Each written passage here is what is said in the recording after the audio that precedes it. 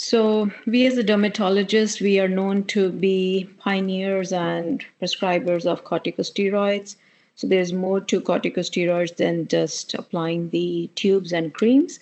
So today I'm presenting the corticosteroids, different aspects of this wonderful medication.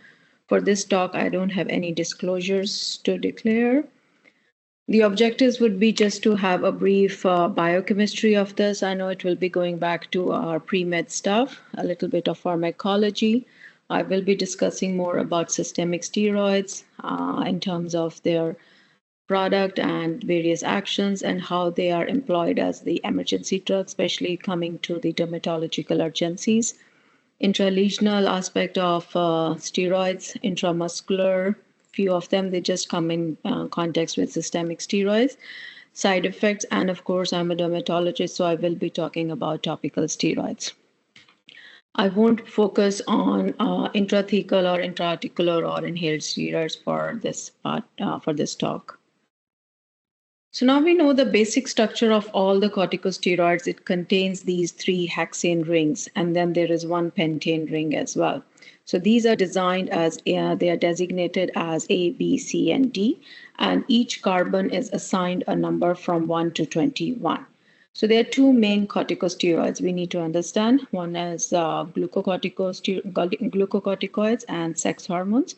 And within these two classes, there are 5 types.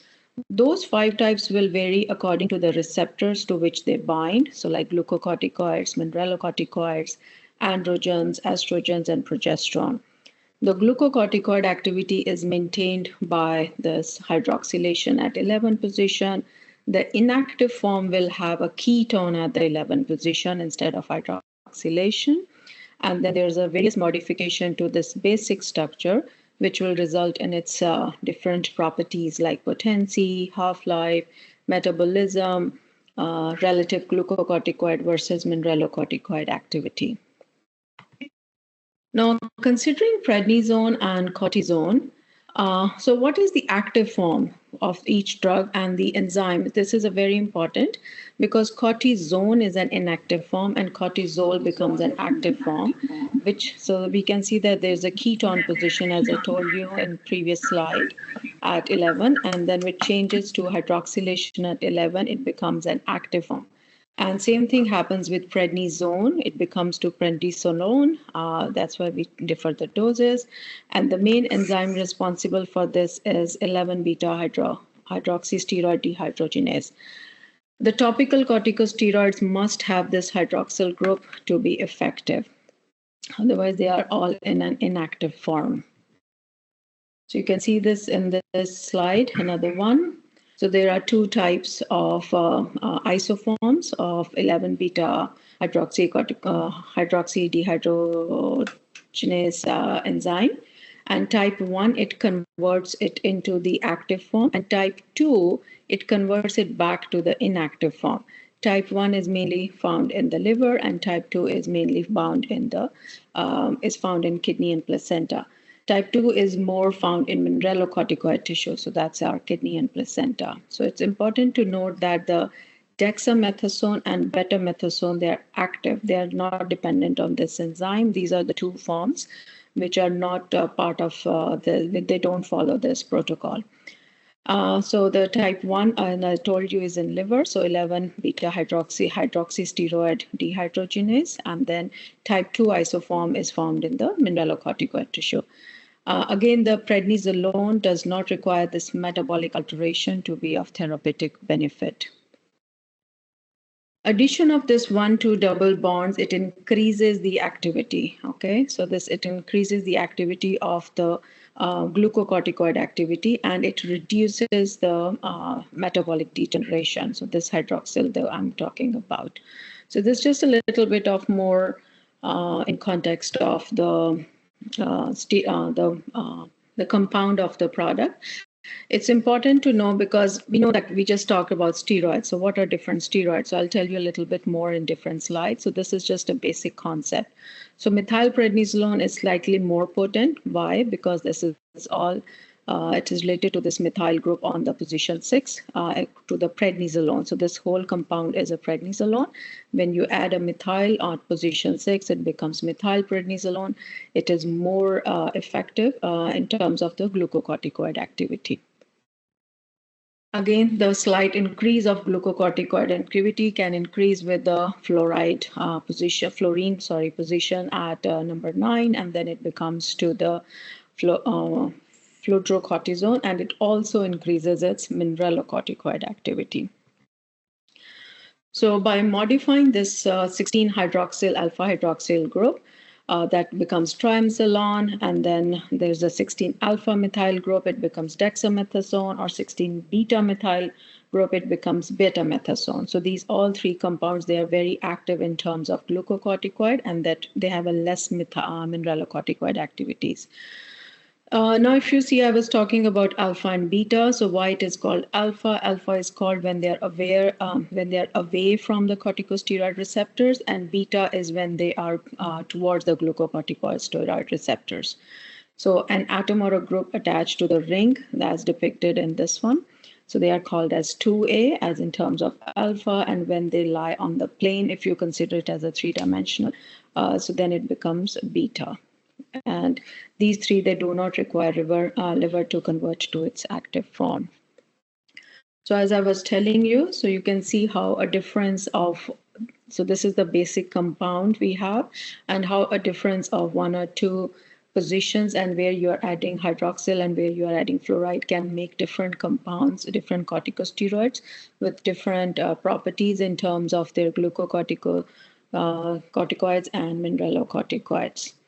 Now coming to, as a clinician, to a little bit more clinical aspect. So we have done the biochem aspect of the compound. So that's just a little bit of background, because right now today we will be discussing more about glucocorticosteroid effects. So absorption and distribution. So exogenous corticosteroids, it's absorbed in the upper jejunum. So this is a chart from one of the dermatological drug book we call Wolverton. So all the information is all from the textbooks for this presentation. So 50%, more than 50% of prednisone is absorbed. Now the absorption is not affected by food, except that the food delays the absorption. We tell them to take with food to reduce the GI side effects. So there are two things which make the absorption a little bit more or less. So they are bound by this corticosteroid binding globulin, CBG.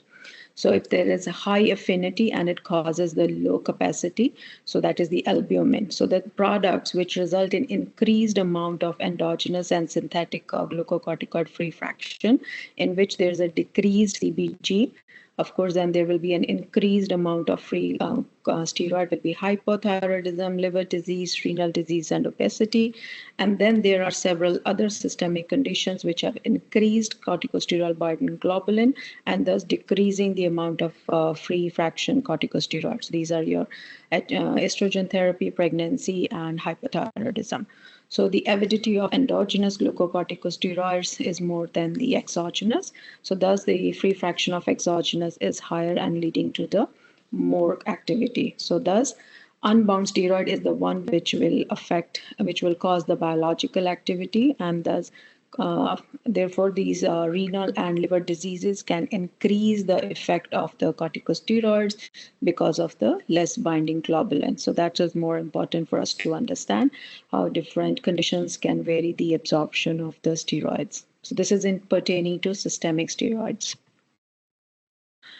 Okay, so pharmacological key concepts. So what is the equivalency of dose? So of late, there are things, sometimes they are on back order, and then pharmacy sends us the review that this drug is available. Can you substitute it?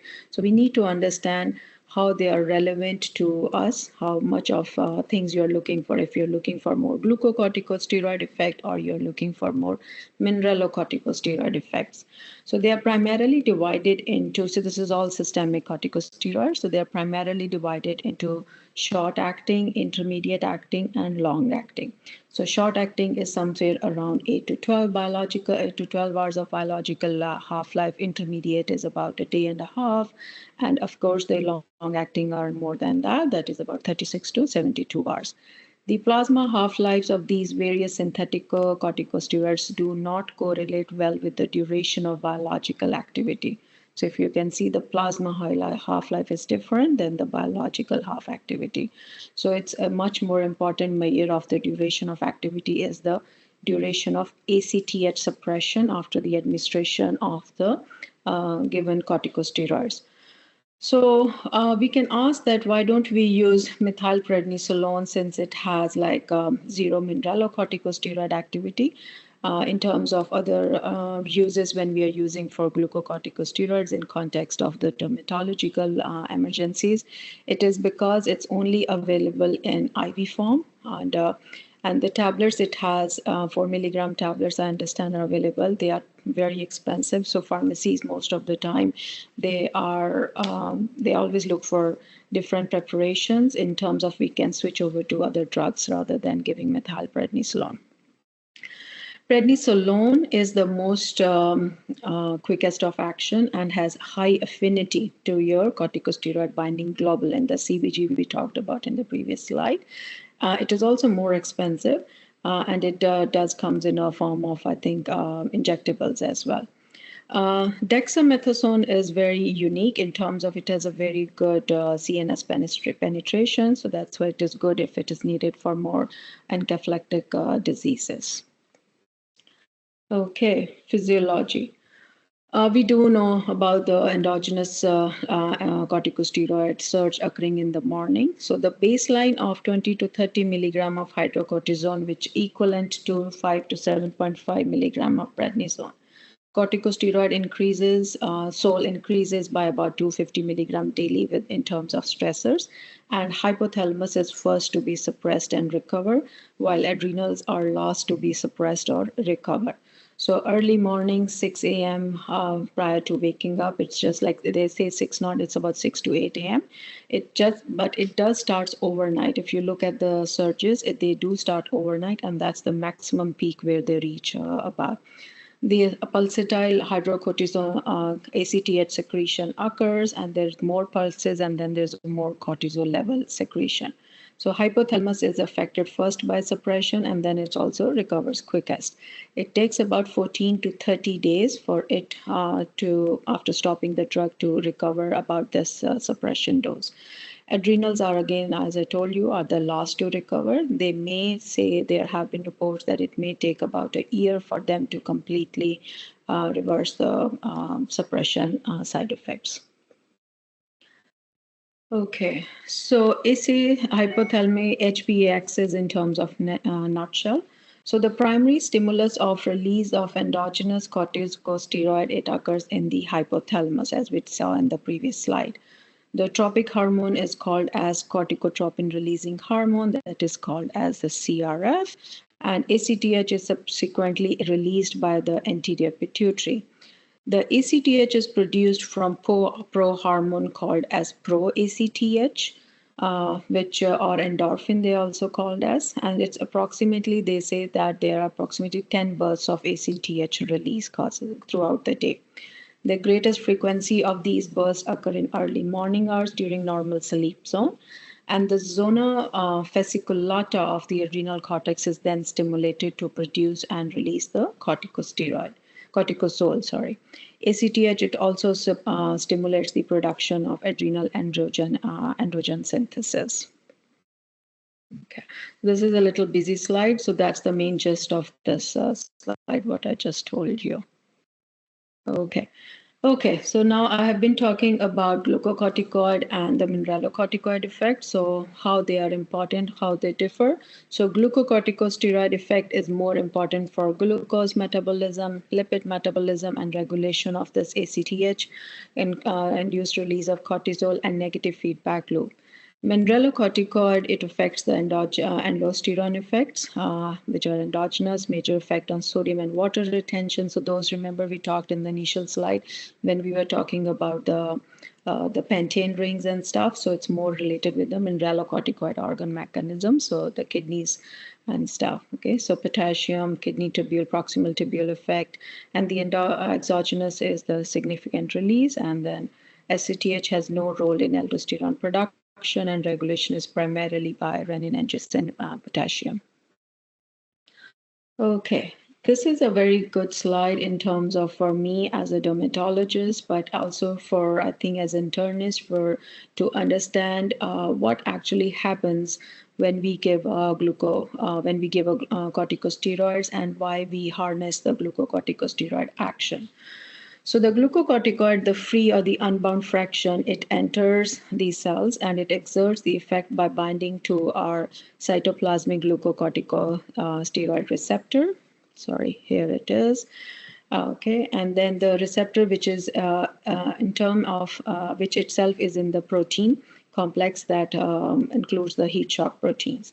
Now, binding of the glucocorticosteroid to this receptor, it leads to the translocation into the nucleus and eventual release of the protein. So this protein gets released once they are going. So this acts as a transporter protein. So in the nucleus, the glucocorticoid receptors, they form a dimer that binds to the glucocorticoid response elements in the promoter series of the certain genes. Sorry, I keep on missing my cursor. Certain genes. So this binding affects the rate of transcription, inducing or less often repressing the specific messenger RNA production and protein synthesis. The glucocorticoid receptor also interacts with the other transcription factors that have a central role in the inflammatory response in terms of their coactivated molecules, such as CMPA response, element binding protein that is called CREB protein, nuclear factors, and which is a very, very important transcription factor which induces the expression of other genes. So these are the key elements, like the expression of increased anti-inflammatory proteins, decreased expression of the other keratins and proteins, and of course decreased expression of the pro-inflammatory cytokines, chemokines, adhesion molecules, and enzymes. So this is what we are trying to achieve by giving this drug. Okay, so now coming to this one.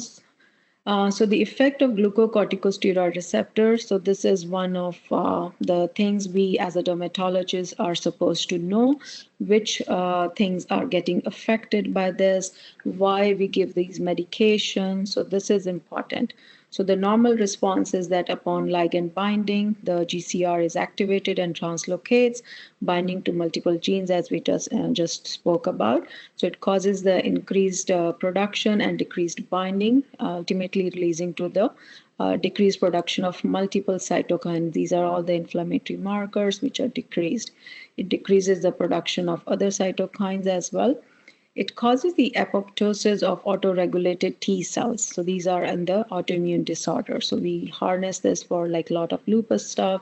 We use it for a lot of inflammatory vasculobullous diseases as well. And of course, neoplastic T cells, we use them for CTCL and not so aggressive cutaneous lymphomas too. It causes apoptosis of eosinophils, potential implications of various allergic disorders. So no wonder they are used for other asthmatic and other conditions too. In terms of signal transduction, so phospholipase A2 inhibition is there, which is mediated indirectly by causing increased lipocortin. And it also, as a result of phospholipase A inhibition, it decreases the production of various prostaglandins as well. Again, in terms of effects on various white blood cell counts, these are the other factors. So you can see in terms of mast cell, it inhibits the degranulation. So we do use in patients with mastocytosis and other mast cell activation syndromes. We use it for monocyte disorders, Langerhans cell disorder. So as you can see, and a lot of other fibroblast disorder.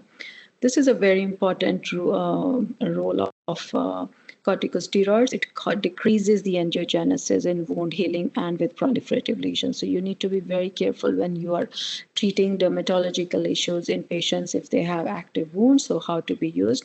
Exception is, of course, there in dermatology or any other medicine, except for pyoderma gangrenosum, in which we use it because of its anti-inflammatory role. The net result of vasocontin and vasoregulation is important. That's the role we harness in terms of topical corticosteroids for all our inflammatory erythematous skin lesions. We use topical corticosteroids because of their angiogenetic effects on the terms of the blood vessels.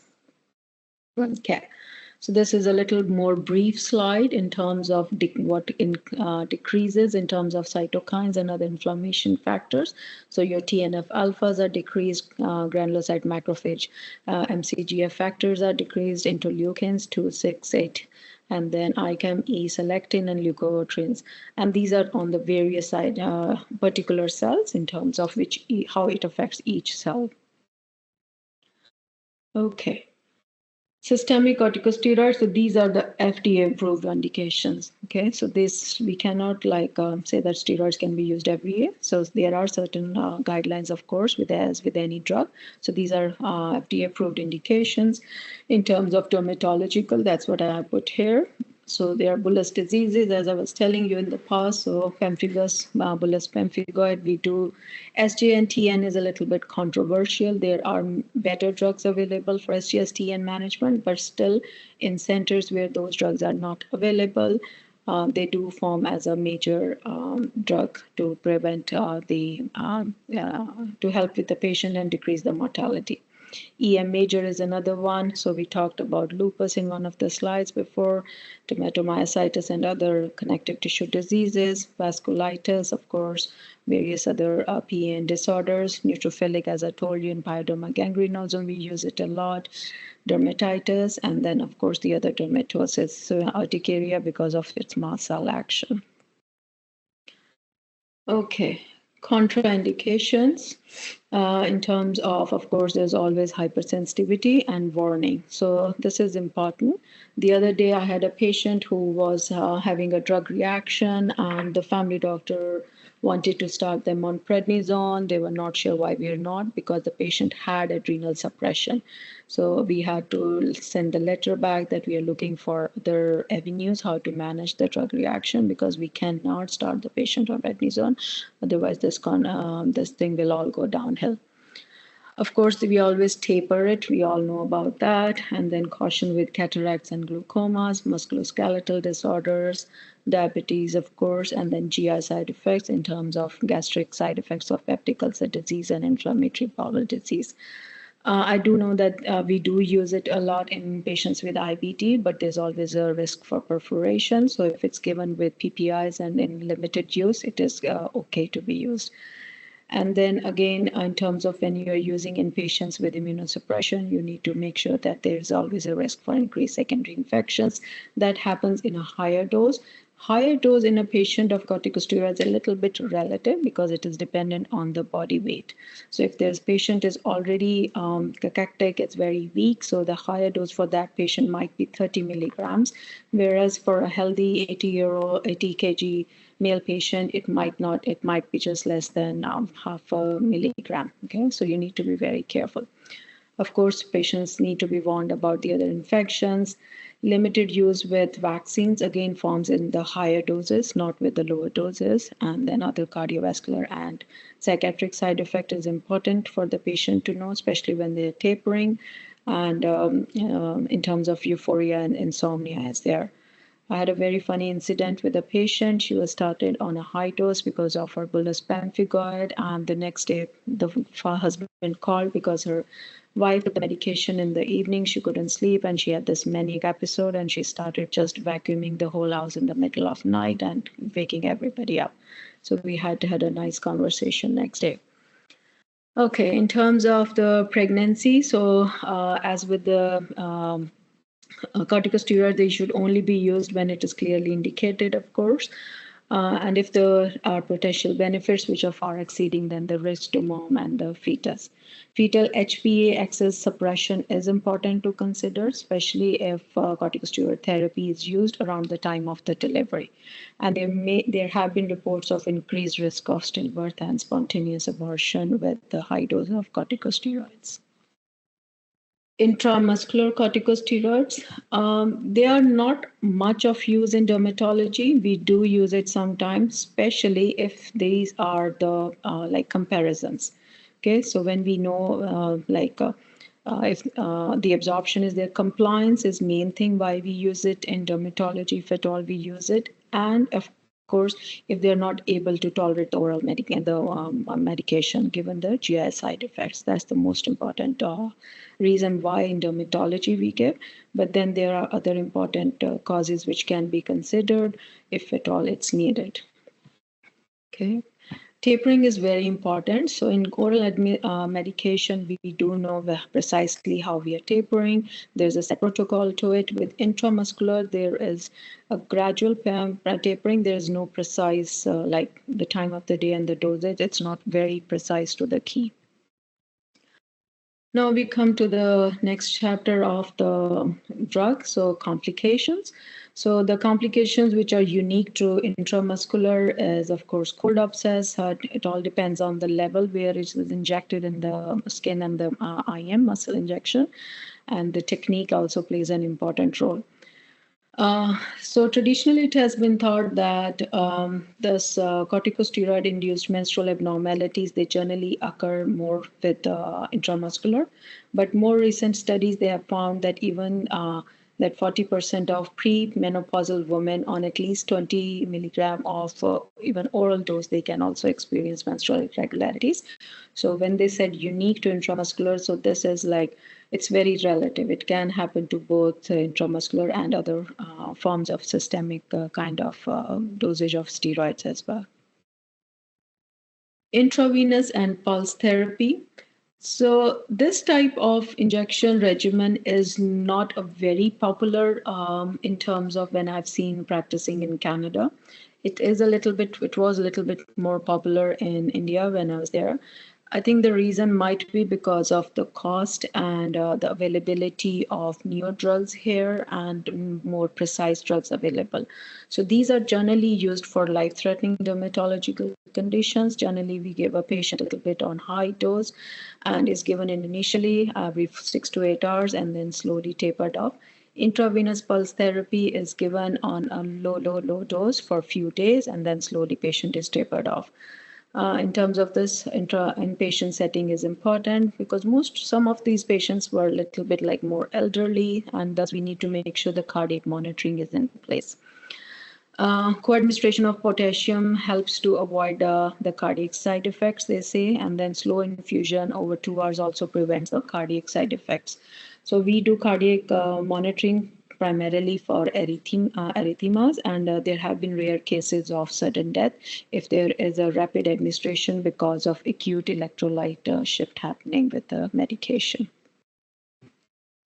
Intralesional is very popular in terms of, I know as a dermatologist, we use it a lot for conditions. There are a few conditions in which you don't need patient to be on a high dose oral medication or topical.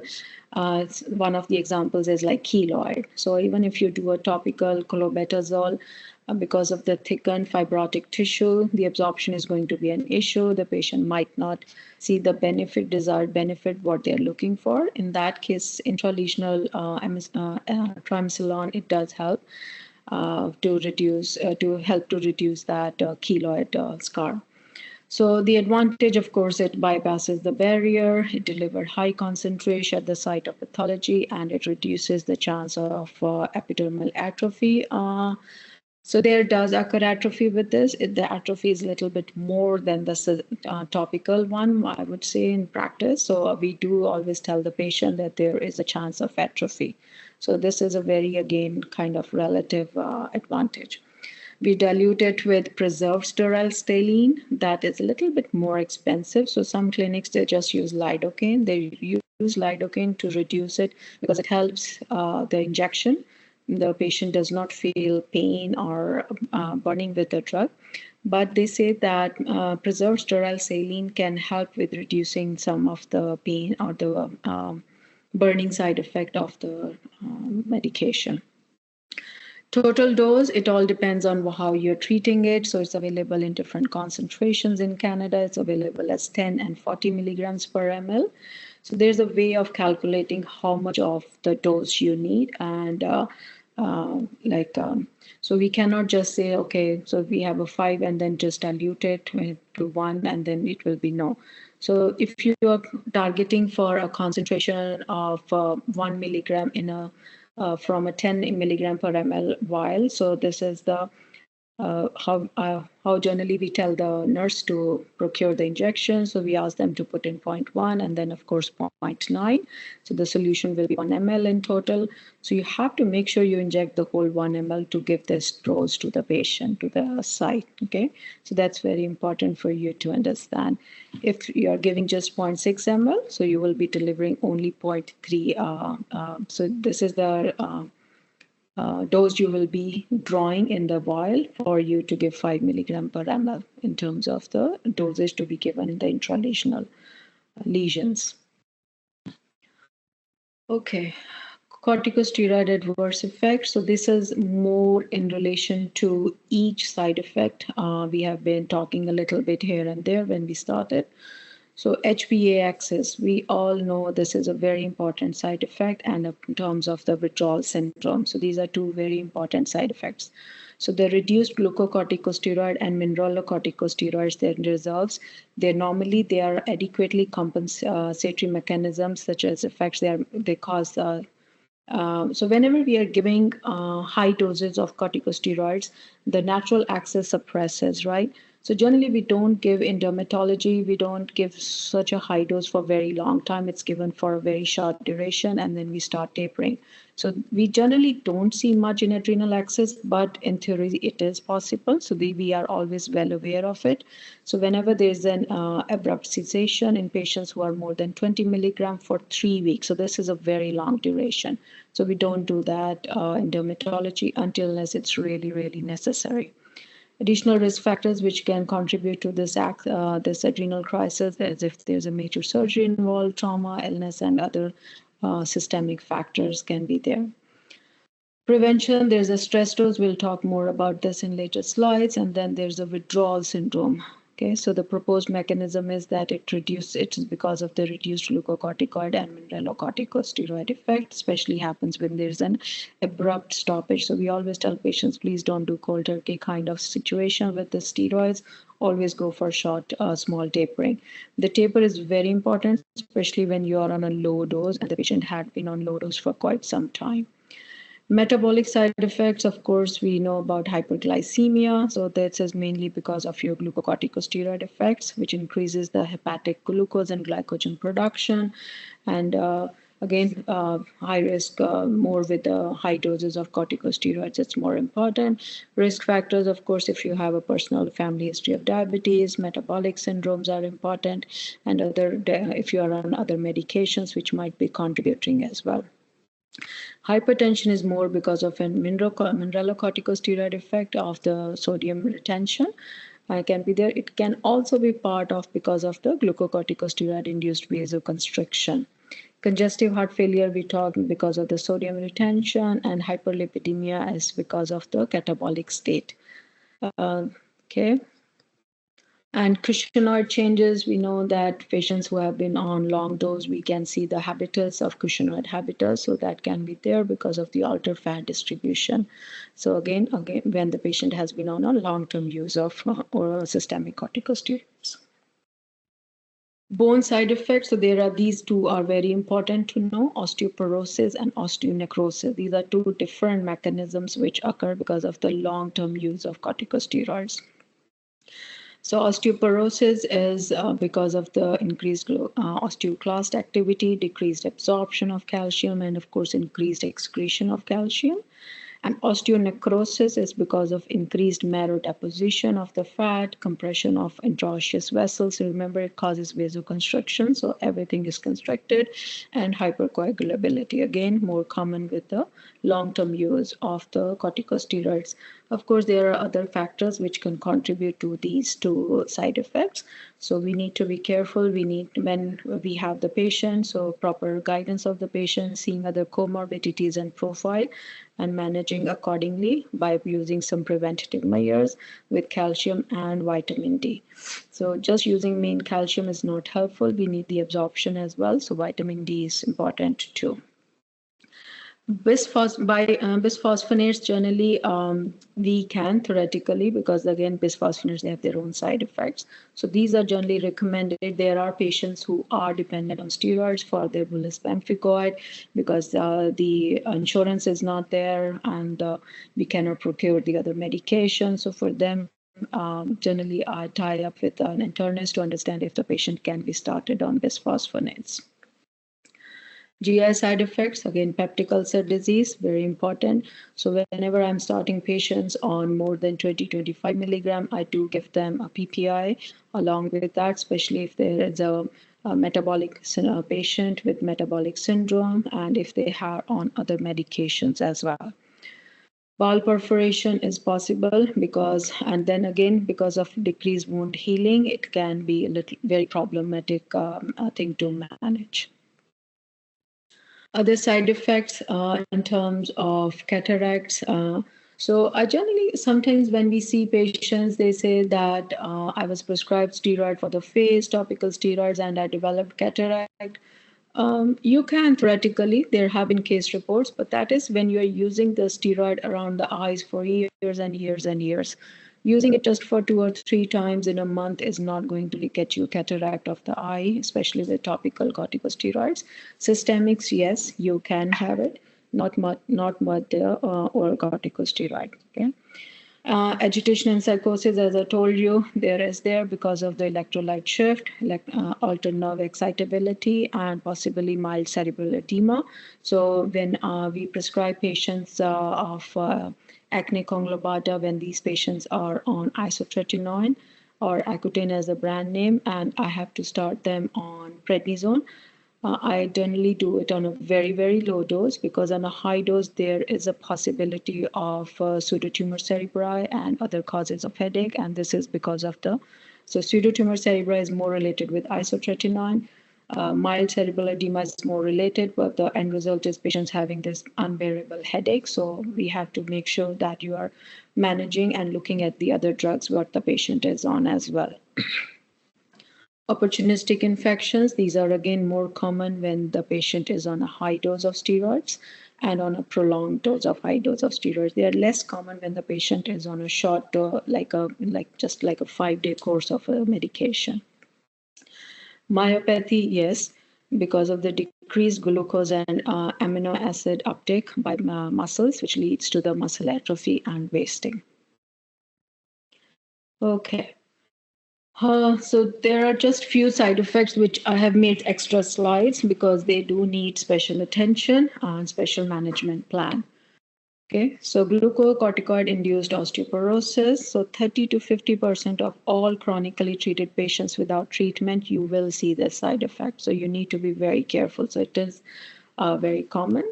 The rate of loss majority occurs in first 6 months of therapy. It slows down after 1 year, and within the first 3 months, the risk of fracture increases by 75%. Postmenopausal Caucasian women are at higher risk because of their baseline bone line density is really low. It affects the trabecular or a cancellous bone more than the cortical bones. So your trabecular or cancellous bone, these are like your vertebrae, ribs. We don't know why. It seems that it's been said that the turnover is 8 times faster than the cortical bones. So cortical bones are your long bones. So they think that this might be the reason why trabecular bone are more prone for demineralization or osteoporosis.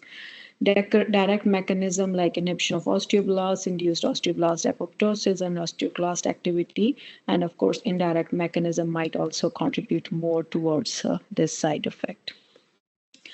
Evaluation, so all patients, regardless of their age, gender, dose, duration, they require counseling and screening, and of course, prophylaxis. So screening is in terms of course, there's an advanced age, underlying disease, personal or family history of fractures, low BMD, like if the patient has done their bone scans in the past, and if there has been some red flags raised. Modifiable are patients with low BMI, smoking history, excess alcohol, falls, low vitamin D, and of course the treatment factors if they are going to be on a high dose, and of course if they're going to be on the medication for long duration. So we do counsel all patients about osteoporosis, especially with the systemic steroids, not with the topical.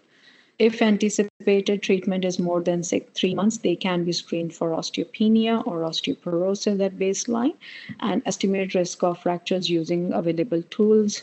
This is more I seek help from my colleagues in other specialties, but I do manage and I do counsel the patients if they're going to be on this medication for long-term duration.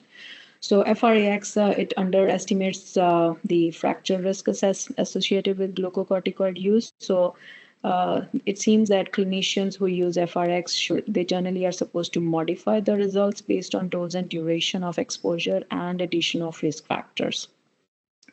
Because of the lack of data, there's no current model which accurately predicts the fracture risk, especially in premenopausal women or men under less than 50 years of the age.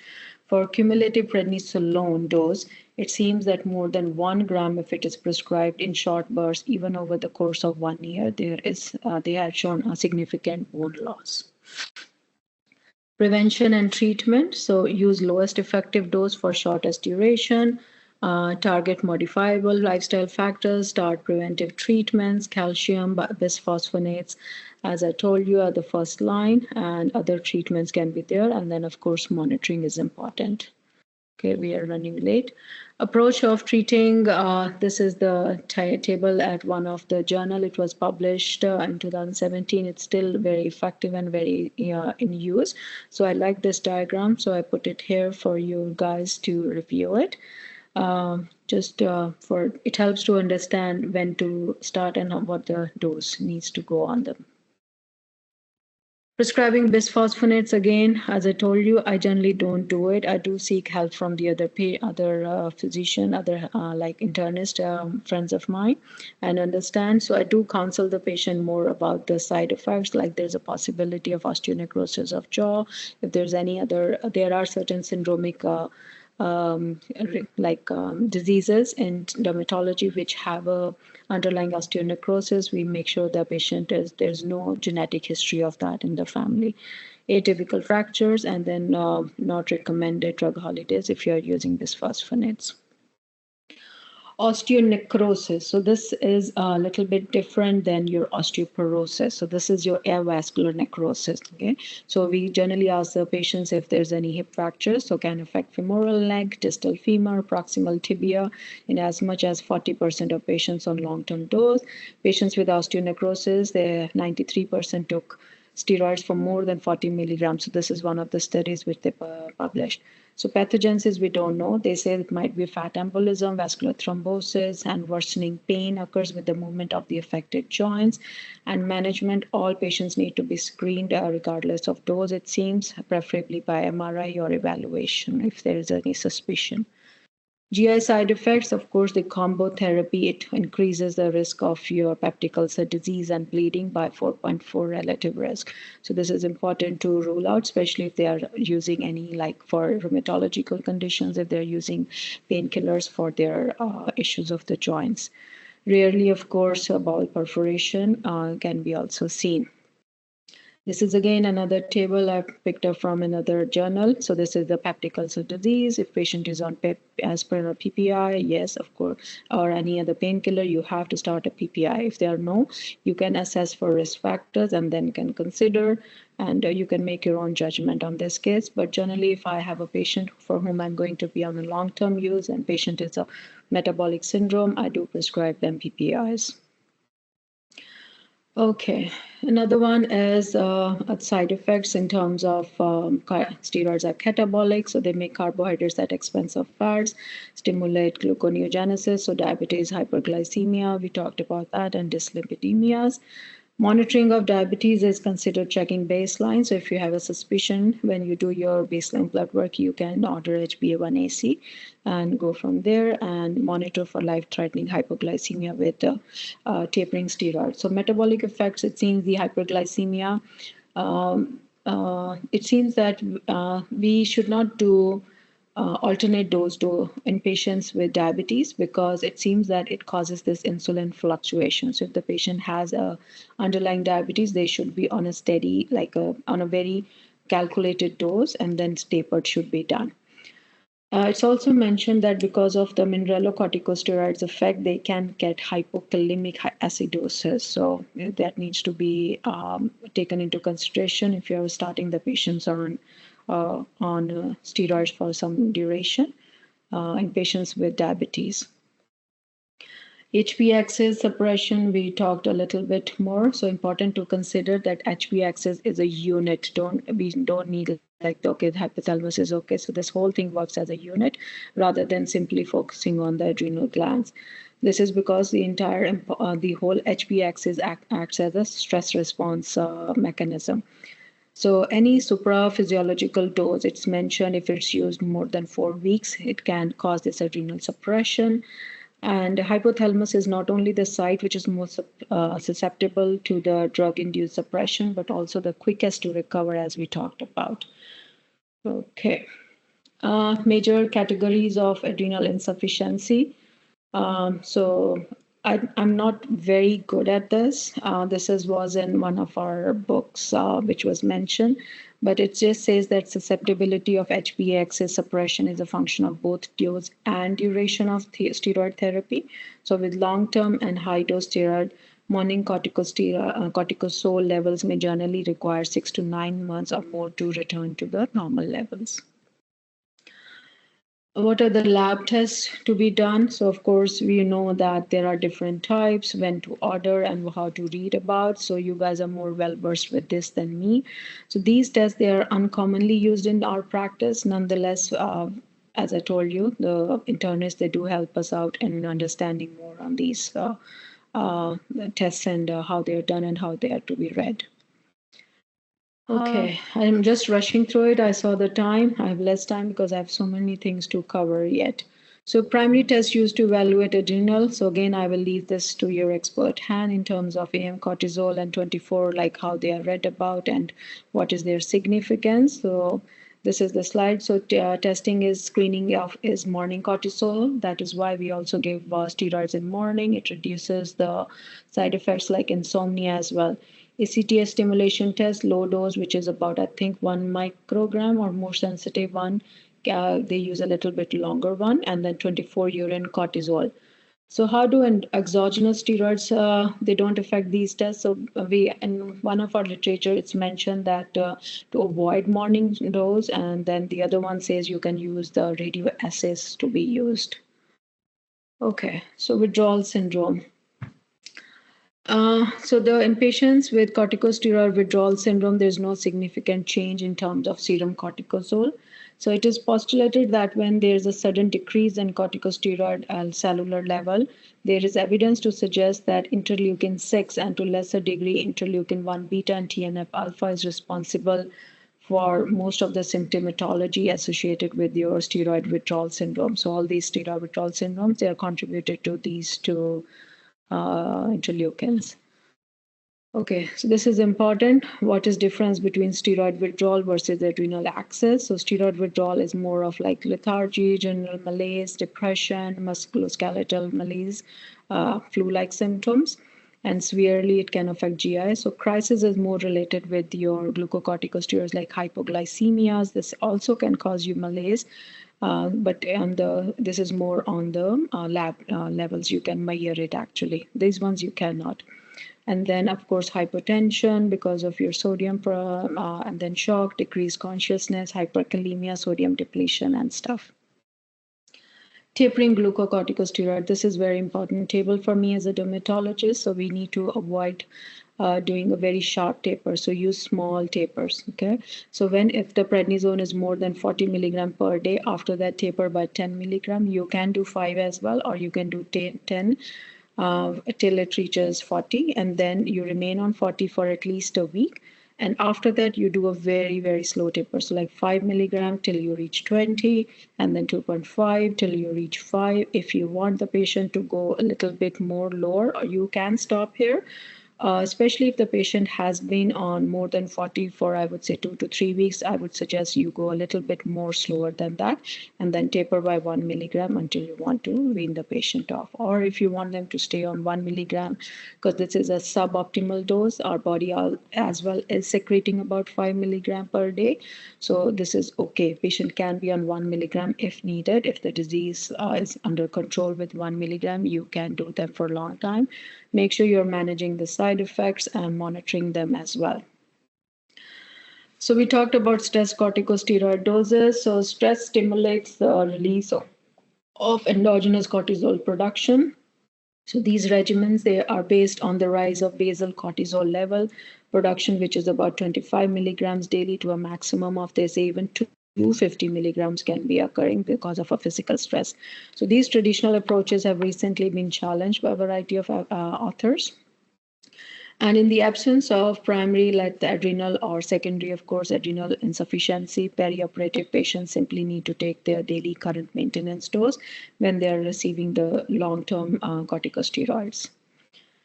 Corticosteroids and immunity, it affects both the adaptive and innate immunity, so increasing the risk of acquiring pathogens and infections. So PJP prophylaxis can be there, especially in patients who like lupus, dermatomyositis, and other immunobolus diseases, who are, in addition to steroid, they are on one more than that, they are in another immunomodulator or immunosuppressive drug, in addition to high-dose corticosteroids.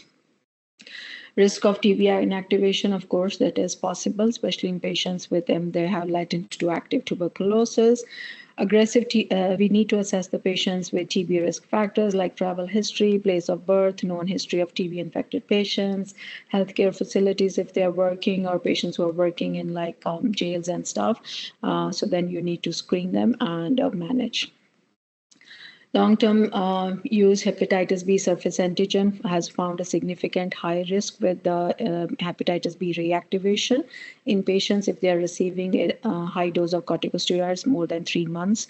High dose they mentioned here was more than 20 milligrams. Okay, so patients who are more than 50 to 60 years of age with or without history of varicella, who have not received their vaccine, they should receive it if possible within 2 to 4 weeks before starting, if there's a planned way of starting the medication. So vaccination, as I told you, it is recommended to aim to maximize the therapeutic response and minimize the risk of active infection for the live vaccines. Okay, so these are ocular side effects. I'm not going into more detail. We talked about, I just want to touch base with certain other conditions like pediatric patient. So you need to be a little bit more careful. I don't know how many of you practice with peds. So this is very important. I do have pediatric patients which we manage. We do have to give them sometimes systemic steroids, and we do align parents about these side effects. The things which may be fatal for patients, of course, we talked a lot about these ones. So there's just another highlight of that. Okay, and then other side effects, interactions, we have been talking about them in between. So these are just another more side effects.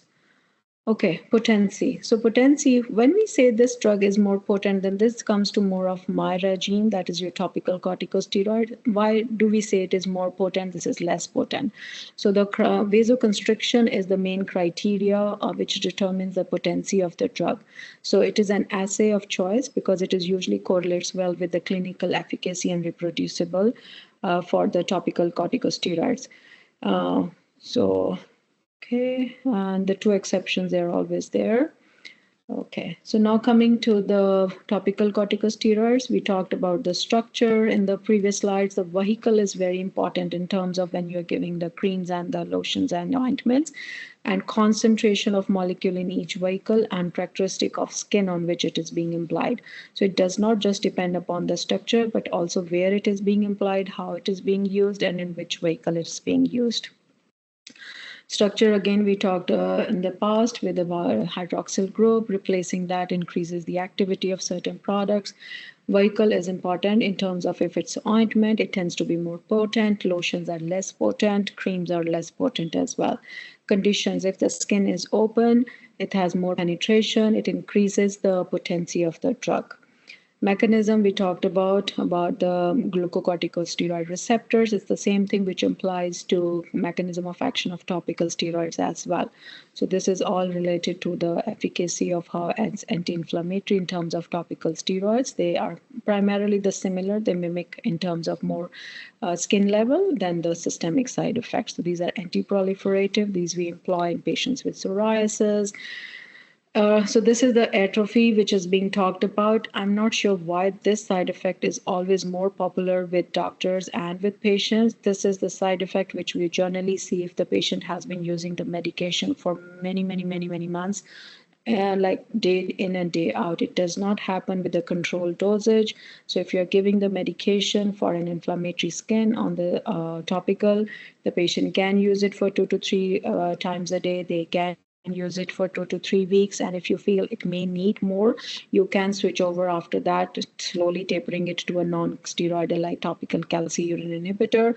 And I ask the patient, if it comes back, you can start with topical corticosteroids more.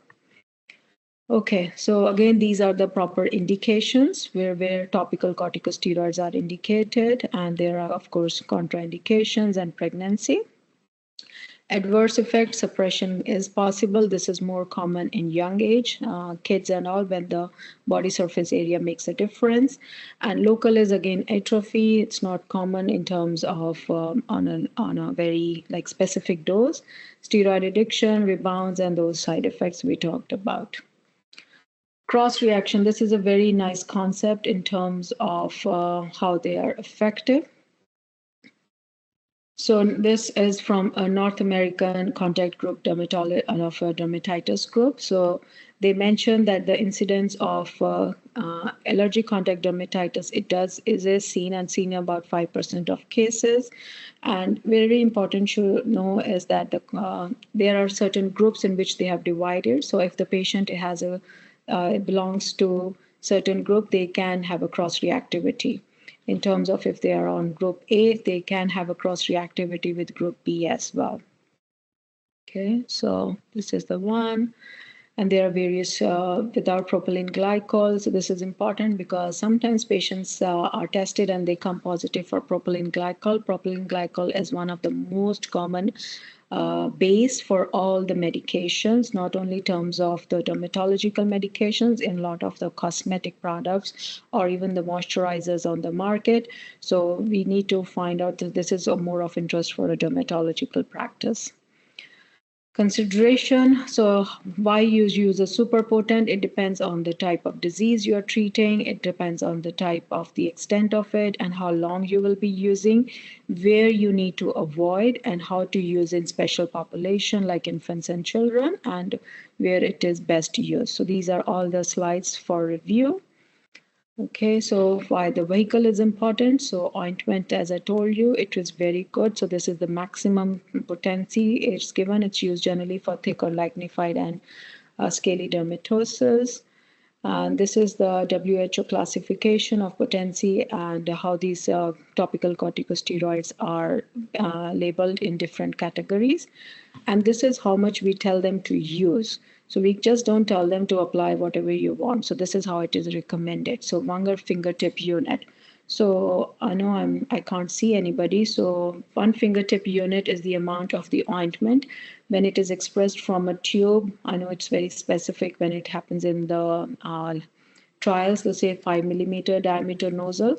So it's just like most of our tubes. So when it is when you make a line on your first fingertip unit from distal skin crease to the tip of palmar aspect of index finger. So that's your one fingertip unit. So one fingertip unit, they say it weighs approximately 0.50 grams, and it should cover about 300 square centimeter of area. So that's your palm unit on an adult man, and an adult female, it's generally around 0.43 grams. So this is how much is needed for application. And this table, it's a very, we have a little bit more shortcuts as a dermatologist. I have my own set templates, how I calculate how much amount I need to give, so to make sure they are not abusing the drug. Okay, so these are my resources. Thank you. I don't know. Okay. Sorry, I was rushing in the end as I was on looking at the time. And I think this session is recorded, so you guys will be able to see the slides. Any case anybody wants more, just ask me. I'll be happy to share. Dr. Brar, thank you so much for this. This was too rushed. No, honestly, it was too much for such a less time. I have not, at least in my recent memory, I have not sat through a session that take you through a thorough review of steroid use, both systemic and topical, covering pathophysiology, pharmacodynamic, pharmacokinetics, indications, contraindications, side effects, everything. I think for the internists and many of our subspecialists who are attending, this is fabulous. Yes, the attention was on dermatology, but honestly, it's your presentation and the depth of knowledge is beyond dermatology. So thank you very much for this. I hate that it is exactly at 1 o'clock and I'm not sure if there are any questions. I will actually open the floor for anyone who has any question. If you want to raise your hand or put your question in, but not, I'm sure I missed introducing you, Rashid, Dr. Brar. Dr. Brar is one of quote unquote our new recruits, but she's been around with us forever, and she has a decade of experience in dermatology across the world, not only here in Canada, well trained, and as you can see, well knowledgeable. So Dr. Brar is around. I think we can all reach you. If no one has any question at the moment, or people are heading, and I know they're running into other things that they need to do, I'm sure, Rashi, you don't mind people reaching out to you with questions. And yes, this is recorded and it will be available on the YouTube channel for the Department of Medicine. And if anyone, I'm sure you wouldn't mind even sharing some of the slides if anyone exactly wants to reply. So please reach out to my office if anyone is looking for copies of the slides as well. Thank you very much. I'm actually more knowledgeable as an internist right now than an hour ago. So I appreciate your time and your depth of knowledge in this topic. Thank you. And I wish everyone a good rest of your day. And we'll see you next time. It's again, Hampton Health Sciences Grand Rounds Thursday next week. Keep enjoying the fall, wintry weather that we have. Thank you. Thank you, guys. Thanks, Dr. Khalid. Take care. Bye-bye.